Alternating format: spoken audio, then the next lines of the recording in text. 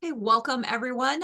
We're going to go ahead and get started. Our presenter today is represented by the green square on your screen. He is unfortunately having some technical difficulties, but it doesn't mean that he doesn't have a lot of great information to share with you today.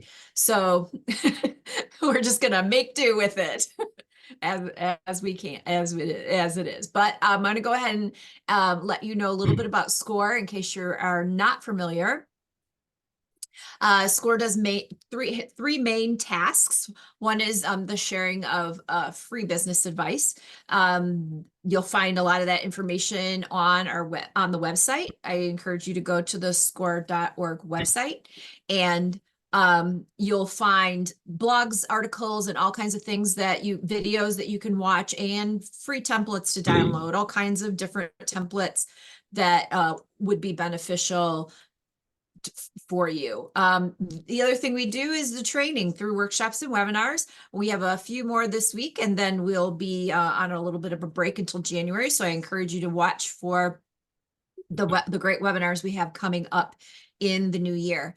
The most important thing that SCORE does is the mentoring. Our mentors are free as they are volunteers. They come to us with a lot of different skill sets and backgrounds to assist you. We're working with those that are trying to discover if small business ownership is right for them, or in this case, starting a nonprofit, or we're helping those that are in that planning phase, and we're also working with those that are already in business or already have a nonprofit, and they have different questions and things that they need assistance with. A first session is going to be learning about what your goals and challenges are and coming up with a plan to help you with that. Our mentors work as a team. They they ask help get feedback from each other to help make sure that our clients get all the information that they need.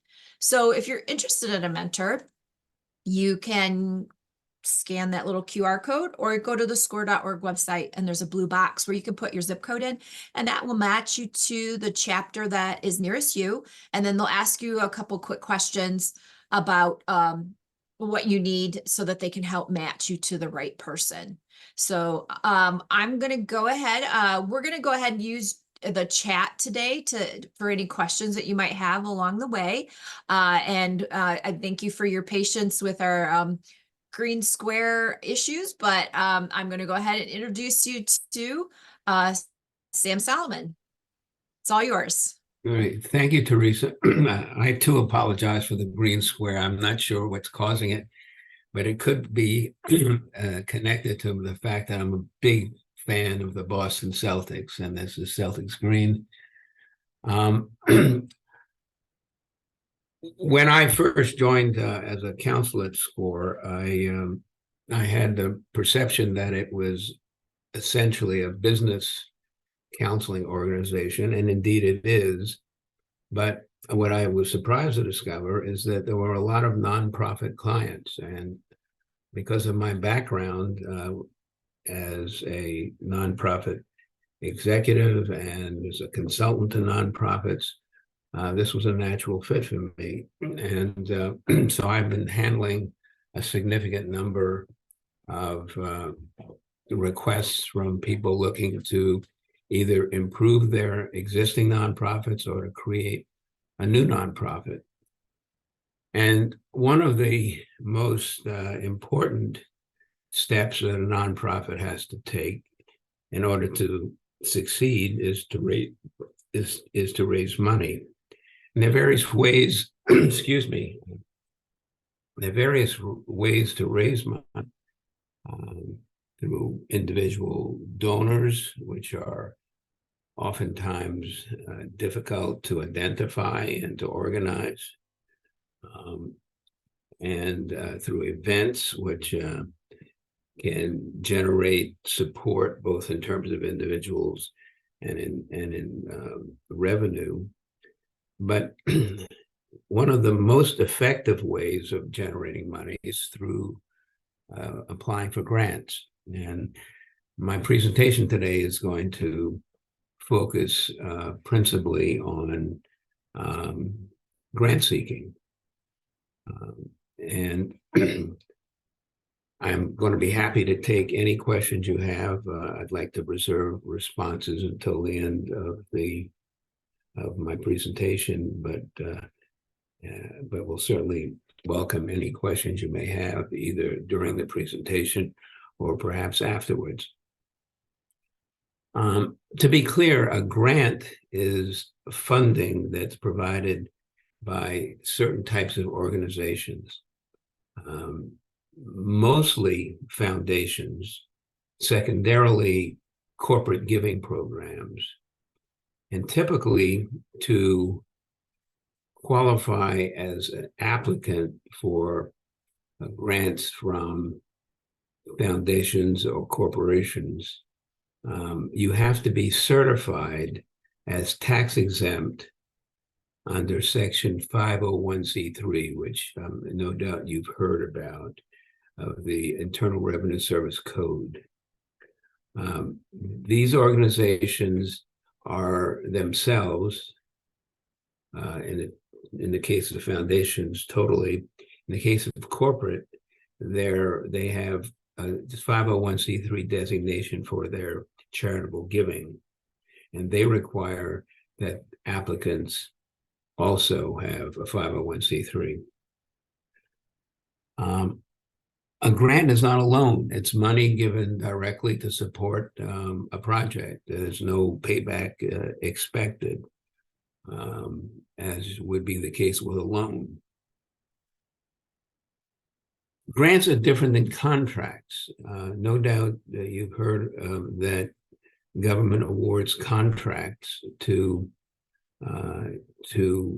agencies, and particularly nonprofits.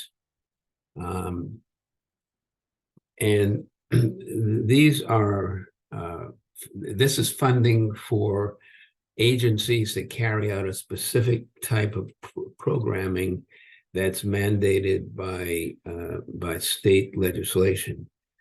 So when the legislature, for example, in Massachusetts, creates a social service program, an early childhood education program, both of which we have in Massachusetts, it is what they do is they put out an RFP, request for proposals, and agencies are welcome to submit applications to receive a contract from the state to provide this type of service. And this is really quite common. And in fact, without contracting, a lot of existing nonprofits that are active in these areas of social service, education, youth development, among others, wouldn't have enough revenue to survive. What I'd like to do is sort of walk you through what a good application should, in some cases, must contain. And I'll give you a reference later on as to a good place to find a template for developing a proposal or an application.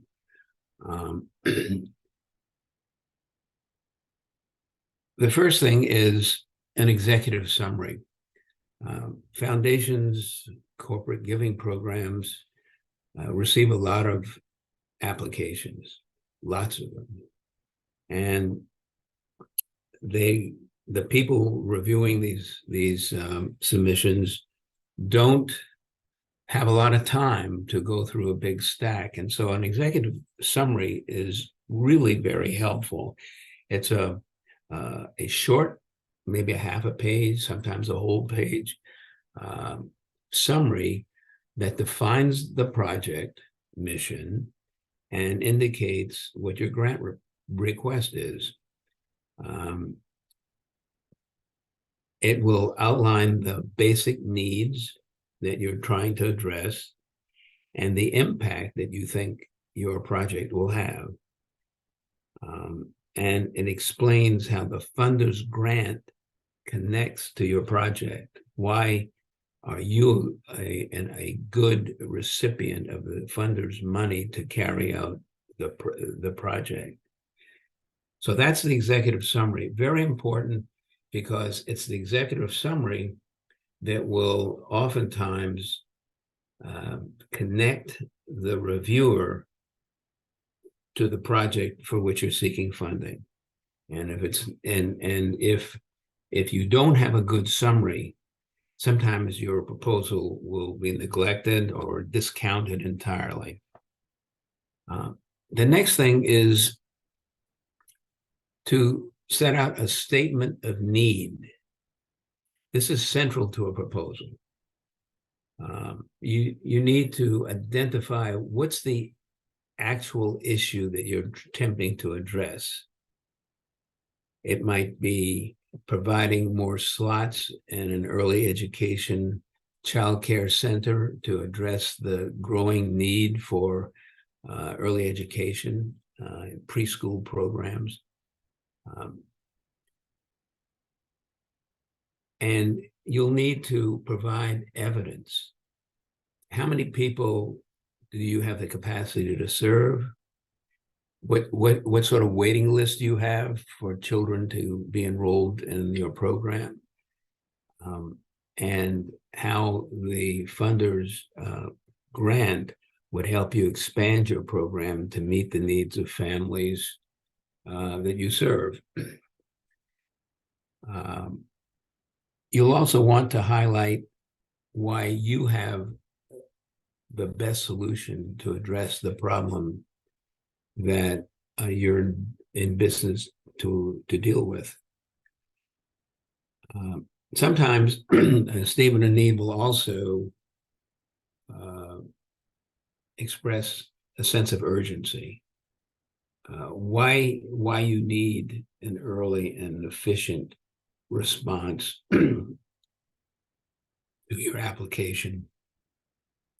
After you've done the statement of need, this is when you become much more specific, and that's in setting out your goals and objectives. What are your goals? What are your desired outcomes? What are the strategies that you are prepared to employ? And what do you hope to accomplish at the end of the project? This is a place where you detail a time frame for getting the job done, and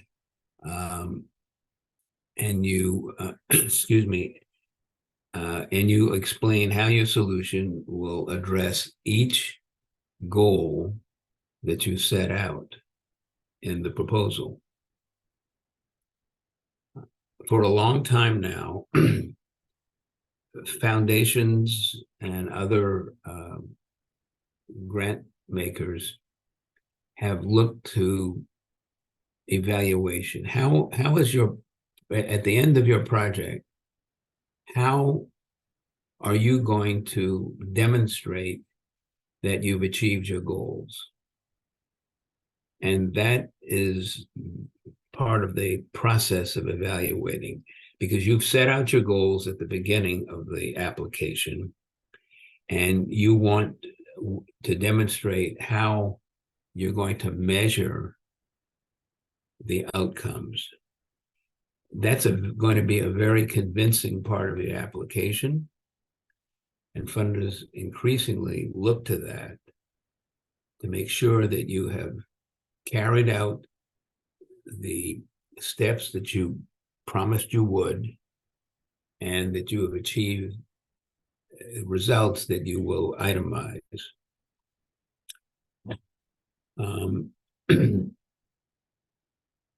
What I find is that there are very few funders that want to be the sole or major funder for a project.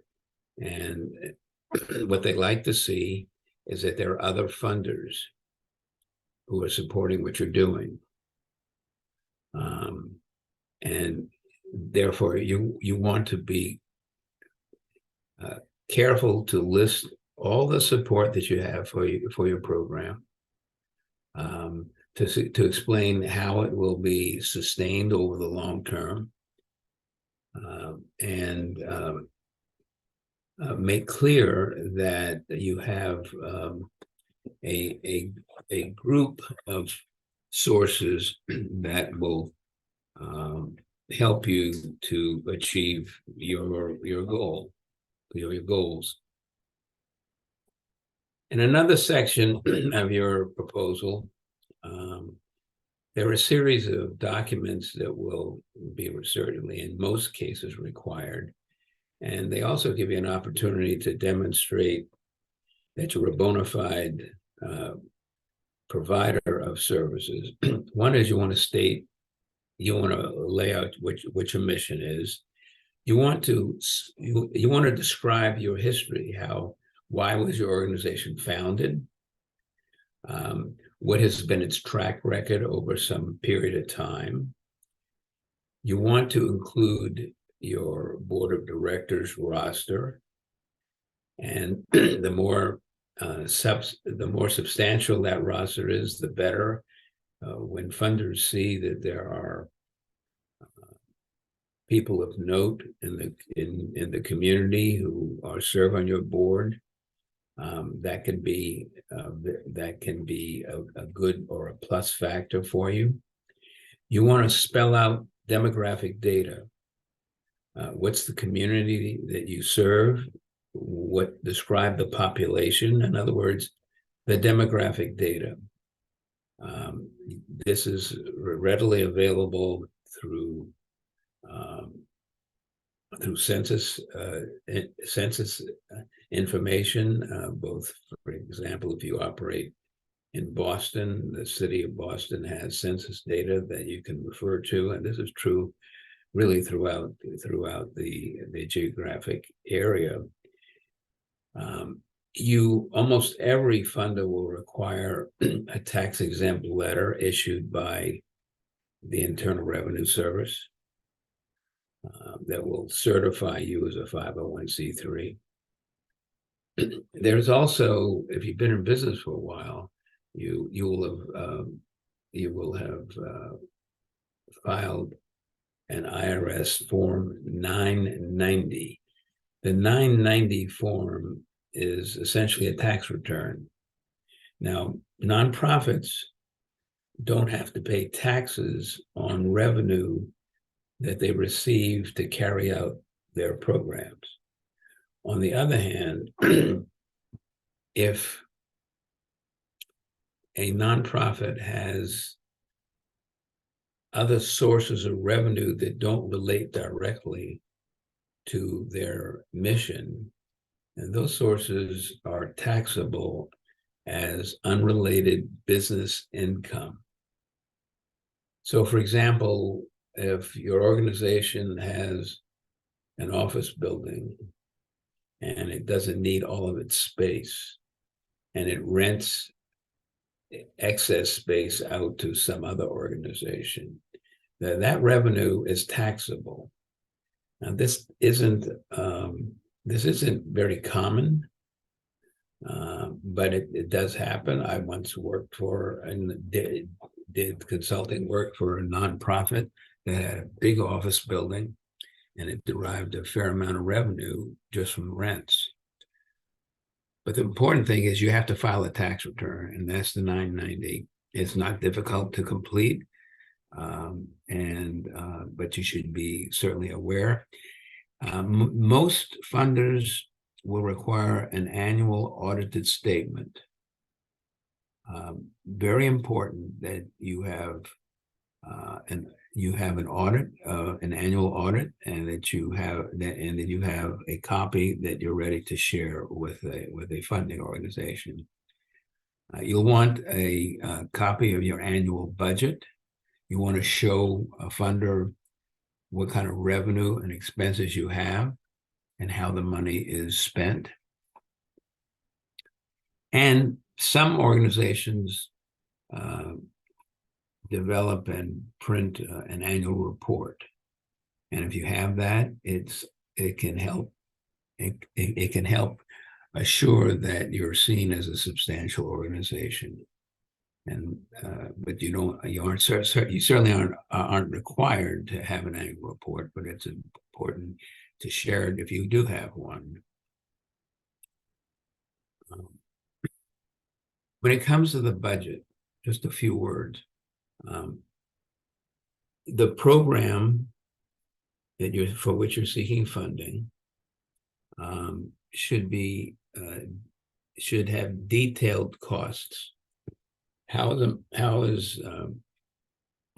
is the overall budget for the project, and how does it break down? How will you use the funders' money to meet certain parts of that budget? And that includes such things as overhead, staffing, and other costs of that nature. Now, I'd like to refer you to a couple of resources that I have long used and find enormously helpful. There's an organization based in Boston called Philanthropy Massachusetts. That's Philanthropy Massachusetts. And you can find it easily on the internet. It's the largest philanthropic giving library in New England. And they have a whole range of resources, grant catalogs. They put out a catalog of their own. But most importantly, they have a wide range of grant compilations. And one of the most valuable things that they do with their website is they provide what is known as the Common Proposal Form. This is a template for writing a grant. There used to be a time when funders had a wide range of application forms. And for a small nonprofit, responding to an array of differing application forms was simply not a good use of their time, because they didn't have the internal resources to manage that process.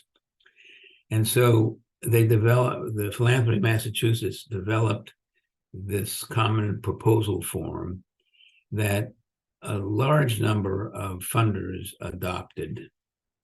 And it's really important because it allows you to create a standard template for whatever program that you're seeking funding for. I strongly recommend using it. I've always found that it streamlines the process. And even today, when a large number of foundations and corporate giving programs have an online form that often differs from the Common Proposal Form. If you've developed a template using the Common Proposal Form, you can cut and paste information, because it's not going to be particularly different than the information that the funder is requesting. So when you have a chance, if you're doing grant seeking, go to the Philanthropy Massachusetts website, and the Common Proposal Form will have a link on the homepage, and check it out. It's very effective. There is one other resource I want to bring to your attention, and that's the excuse me.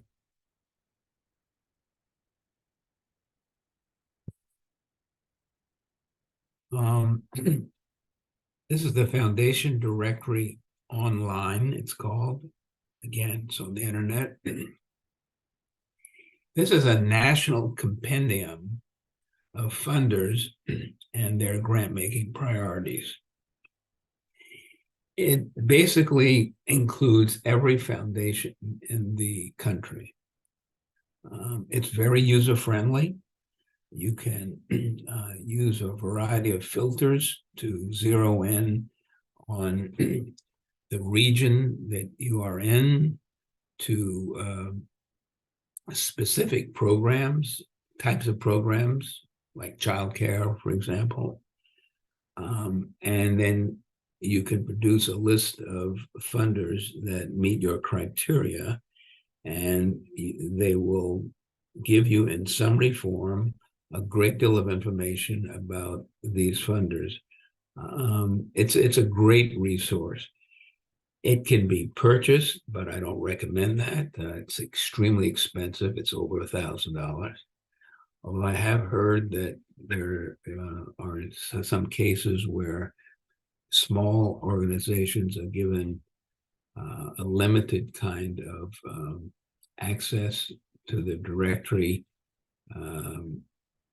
for their use, but this is a stripped down access. But you can find this directory in both at Philanthropy Massachusetts, for sure, and a number of public libraries. I have used the directory in the Boston area at the Newton Public Library, the Brookline Public Library. I suspect you could find it in Cambridge and a number of other libraries in the greater Boston area, if you're in Boston, or any public library where you happen to be. These are two really valuable resources. When I've ever been faced with the need to find funding for a program, I go to these resources right away, because this is where I'm likely to find the best information. Let's see. One thing I would recommend, if you're a small organization, you may have already faced this, you want to consider retaining a grant writer. Small organizations don't have the luxury of hiring somebody to work on staff simply to write grants in many cases. But I think it's very useful to hire a grant writer, consultant, somebody who's a skilled writer, who's had experience in identifying grant funding prospects and writing applications. The quality of the application you submit is vital, as I'm sure you can imagine. You want to get the attention of a funder, and a skilled grant writer with a lot of experience knows in most cases exactly how to make your organization look good and demonstrate that your organization is well equipped to raise money. That's just a brief summary. I'm going to give Teresa a copy of my outline, and she will be able to share it with any of you who may be interested, since I went through this fairly quickly, and the outline itself will, I think, be helpful in recalling some of what we have dealt with today. But that's it. And now, if there are questions, gosh, already there are 26 comments. Let's see. How much does a grant writer charge? It varies. I've seen rates as low as $40, $50 an hour. It's not a certainty, but generally a really good grant writer will be charging more. don't be reluctant to ask right away how much do you charge. Some grant writers will charge a fixed price for a project once he or she understands the extent of the grant proposal process that you're engaged in. Some will charge by the hour. You have to decide, I think you do some simple mathematics to decide how much it's likely to cost based on the number of hours. A grant writer should be able to spell out how many hours are expected to complete the process. And you can control that process by the contract that you spell out. You should have a contract so there's no misunderstanding. The grant writer should detail what services will be provided and break down the numbers of what it's going to cost. And that's not only. Do you have a? Go ahead. I was going on to the next question. I thought were done. So No, it's okay. I didn't have much more to say on that subject. Is there a good source to find a grant writer? Yes, do you know where yes. a good place to find? Sure. Well, when I was doing this kind of work, I was a member of, in Boston, a group called NonProfit Consultants Network. NonProfit Consultants Network.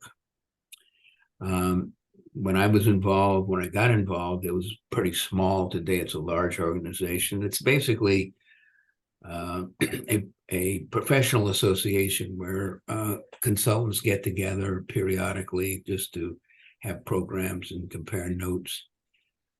There is a roster of consultants on their website, and it's will list people and their specialties.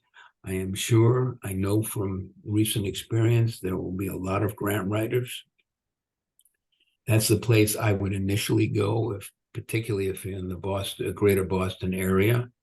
But I also think that there are people who are members of aligned communities. I wouldn't be surprised if there are people from Rhode Island, for example, who are part of it. But a good grant writer, because of the way we communicate these days, can work remotely and provide what you need without ever stepping foot in your office. So that's one. Can you name that source again? Nonprofit? Yeah, NonProfit Consultants Network. And they have an information-packed website of what they do. People don't necessarily work together, but it's a way that you get recognized as a consultant. So it's a good place to have your name. And I would again strongly recommend it. As a consultant, I often got business through the network because people would get requests for a grant writer and didn't feel that they were in a good position to address the needs of the organization, and would circulate the request for any of us who wanted to try to take it on. So I think from my perspective, that may be one of the best places to look. And I have periodically needed to identify grant writers in recent years, and that's the first place I've gone. Go ahead. What are some elements that make a proposal stand out to a funder? Well, I said at the beginning, writing a clear description, concise description of what you're doing. the population you're serving is really important. You want to get the funders' attention right up front. I also think that articulating the demographic that you serve and putting in numbers, that is the need expressed in numbers. There are this many people who are not being served. If we had more revenue, we could expand our outreach, that sort of thing. Numbers can be very effective. Generalized statements, not as effective as something that's data backed. And I also think that, as I touched on briefly, demonstrating how you're going to measure your success. The process of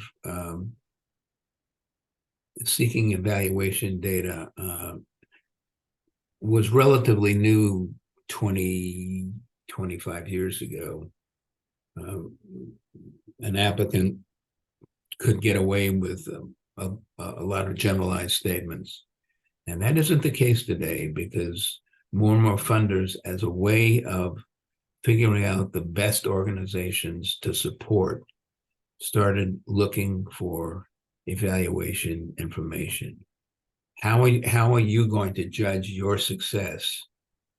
And what is the product you're going to have at the end of the process, based on the investment that we're being asked to make in your organizations? I would say those are the things that you want to jump out. I also think writing a document that has I don't know, for lack of a better term, sort of exciting descriptions, something that talks about your successes and the numbers that you've served, and if you have a success story of someone who's benefited in a dramatic way from the work that you do. Those are all things that get attention. Just don't write for lack of a better term, a white bread proposal. You want something that's going to jump out. Can you briefly talk about fiscal sponsorships? Yes, thank you for asking. I should have touched on that myself earlier. If you're a new nonprofit, and I would guess that some of you probably either are thinking of creating a nonprofit or maybe have started to develop one, it takes a while to get IRS approval of your tax-exempt request. It can take months. And what some organizations do is they look for existing 501c3 organizations who will serve as a fiscal sponsor. In other words, you'd be able to begin, for example, the process of applying for grants, and do so under the auspices of a fiscal sponsor's 501c3. And the responsibility of the fiscal sponsor is to submit applications on your behalf, which you will have developed and finalized. And but you would be using their 501c3. And then if you're successful in getting funding, the money would come to the fiscal sponsor, which in turn would relay it to you. There's a paper process involved. There should be a clear statement of what the the relationship will be, what the obligations of the fiscal sponsor are in handling your money, and what the procedure is for placing that money, for example, in your bank account or whatever means that you plan to have it transferred. It is a very useful tool for new organizations that have the potential to raise money fairly quickly, but don't have the 501c3. It can also be because the 501c3 is also valuable in allowing donors, individual donors, to take a tax deduction for giving. And the only way they can do that is either you have a 501c3 or you have a fiscal sponsorship. And quite often people develop, organizations develop fiscal sponsorships just in order to have the right to do that. Would you recommend a fiscal sponsorship? Is that a good choice for a for-profit business that wants to have a nonprofit arm? That's a complicated question, sort of. There are examples of for-profit organizations that have nonprofit components. To give you an example, you're a manufacturing company. You're a for-profit manufacturing company, but you decide that you want to create a charitable giving component so that you can support organizations that do work that's important to you, to your social mission. And you have to go through the same process with the IRS to get approval of a tax-exempt status that will reside within your for-profit organization. To be honest with you, I've never heard of a business requesting or seeking a fiscal sponsorship, but I frankly don't see why you couldn't. It's a good way to get moving quickly. It will take, depending on what the calendar is for the IRS, it could take 3-4 months to get approval. It's not a huge amount of time, but if you want to start raising money, any advantage would help, and you don't want to have to wait, whether it's a company or a new organization. Do you find that funders prefer supporting projects versus the nonprofit's operating costs? And what kind of funders might fund a startup costs or ongoing operating costs, or do nonprofits generally build their operating costs into the project? That's a good question, and I've often had to deal with it both in my own work and in advising people. There are a lot of funders who don't want to support what they consider operating costs. And you have to be careful how you word it. But any funder who's had the least bit of experience knows that there are expenses related to operating an organization. So you need to pay staff, you need to provide benefits, you have certain program costs or overhead costs in general. And you need to find ways of describing what you're funding. So what I tended to do was, in putting together a budget, is spell out spell out for the organizational budget, spell out the the costs of or revenue line, excuse me, expense lines for things like staff and benefits and rent and office equipment and office supplies, utilities, all of those things, but do it in a matter-of-fact way.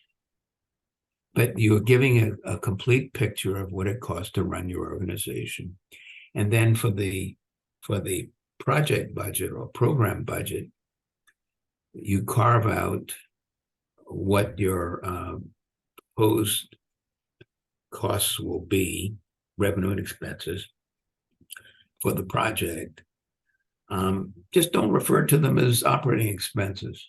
It's not necessary. I think any reasonable funder, as I said, will understand that it costs money to run the organization and to run a program. I sometimes would just simply refer to it as program costs. I would be very reluctant to talk about operating costs. I don't know why funders have a resistance to this, but there aren't a lot. So I don't see it as much of a problem anymore. Okay. Do you know, are there funders that will finance overseas projects? Yeah, another question that I've dealt with as a SCORE counselor. I've had several clients who have been seeking to raise money to support programs in other countries. It's legal. It's something you can do. Most of these organizations, in fact, I can't think of any that didn't fit this. They would be US based, providing services in another country. So they would be sanctioned by the IRS as a 501c3. They would have a board that would be made up probably of both people in the United States and in the other country.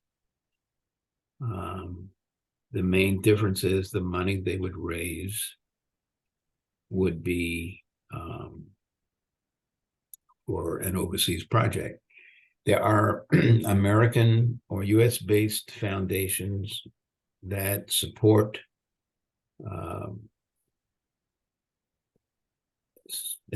international programs. Most of those I've dealt with. Most foundations that clients that I've dealt with don't usually meet the criteria of large foundations that do international work. But it is very common, frankly, for U.S. organizations to do work overseas. I worked with a client for a couple of years that was a citizen in the U.S., but a native of Venezuela, and was raising money to assist refugees on the border of Venezuela and Colombia. Venezuela has been a mess, for lack of a better word, for a long time now, and there are a lot of people who have fled the country. And she developed the organization in the U.S.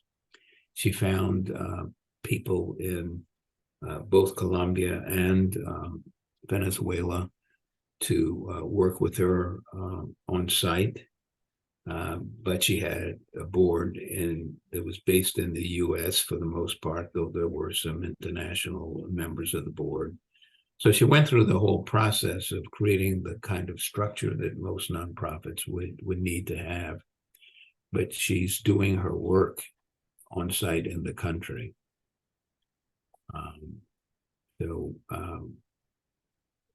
I think that's a good example, and I've worked with, I suppose the last 3 years, I've probably worked with a half a dozen such clients.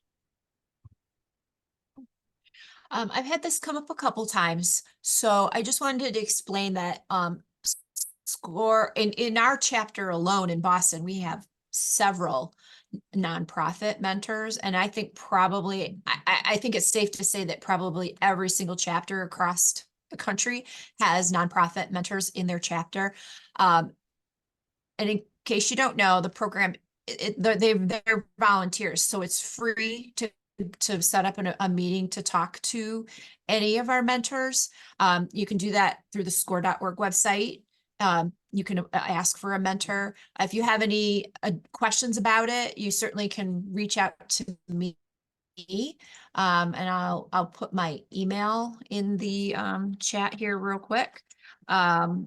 But if you have any more questions about getting a SCORE mentor, they can sit and go through like what is specific to your situation and give you answers and direction that will help you directly. So this presentation today is considered an overall view, and certainly our mentors can help you dive a little deeper into your specific situation. And Thank you for Teresa for pointing that out. I have had the experience a number of times when after giving one of these presentations, I've had participants contact me or either through Teresa directly or either through Teresa or directly through my SCORE email address, and I've worked with people as a result of that. And it's a good way. I mean, one of the reasons that we have these webinars is to expose more people to the work we do. And I encourage any of you who have further questions or considering or involved in a process of creating a nonprofit to be in touch. We do have several people who have experience with nonprofits, and so there's probably enough help to go around. Yeah, for sure. Okay. Well, I don't think we have any new questions. I think I've covered everything that's been posted. But again, if we did miss something, go ahead and email me. I can get the question out to one of our people. We can set you up a meeting with one of our people to get that question asked. So this, if we missed it, you haven't missed out, so to speak. So thank you everyone for joining us, and thank you for your patience with our technical difficulties. And thanks Sam for sharing a lot of fantastic information for our attendees today. And he'll be sending me a handout, and I'll try and get that out later today or tomorrow for everyone. So thanks everyone. Thanks. Have a good day.